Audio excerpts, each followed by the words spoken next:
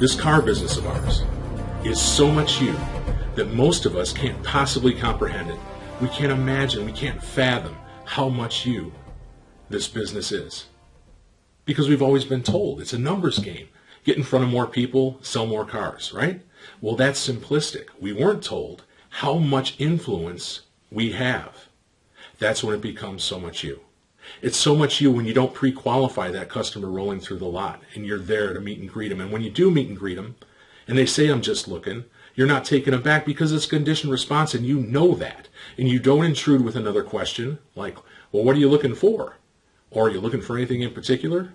No, you give them a lay of the land. You begin helping them right away. Of course this helps because they're just looking.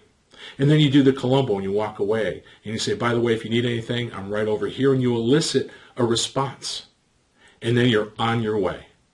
And it's so much you.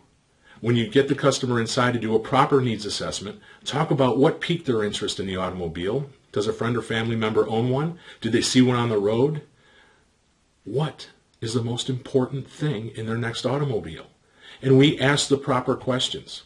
So instead of that guest saying, I want to drive that car, get my trade appraised, you, after a proper needs assessment, say, you know what, John? Based on the information you and I have shared, I have the perfect vehicle for you. Please make yourself at home, and I'll pull it right up.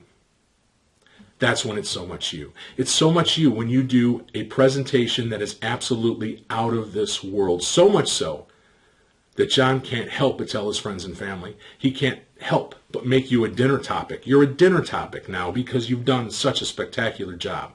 And you know what happened? Even though John said, I'm not buying today, and you didn't say anything cute, good for you, but you simply said, you know, John, you're in control. You make all the decisions. It's entirely up to you. Without telling John that you're going to ask him for the business several times down the road.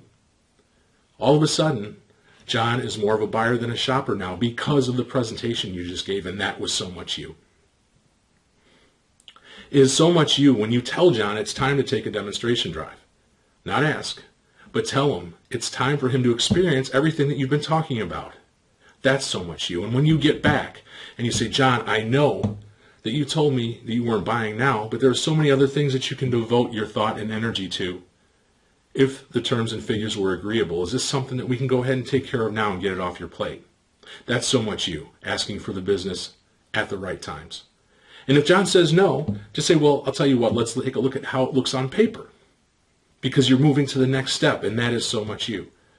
So when you do the trade appraisal process, you do the silent walk around, it's so much you to plant the seed about fabric protection and paint protection, because all trade-ins look better with it, and you're going to try to sell it down the road. And he's going to be ready to buy it because you planted the seed. And it's so much you because you've already countered objections and concerns about price, that when you get to the closing situation, that it's not that big a deal. You've done most of your work.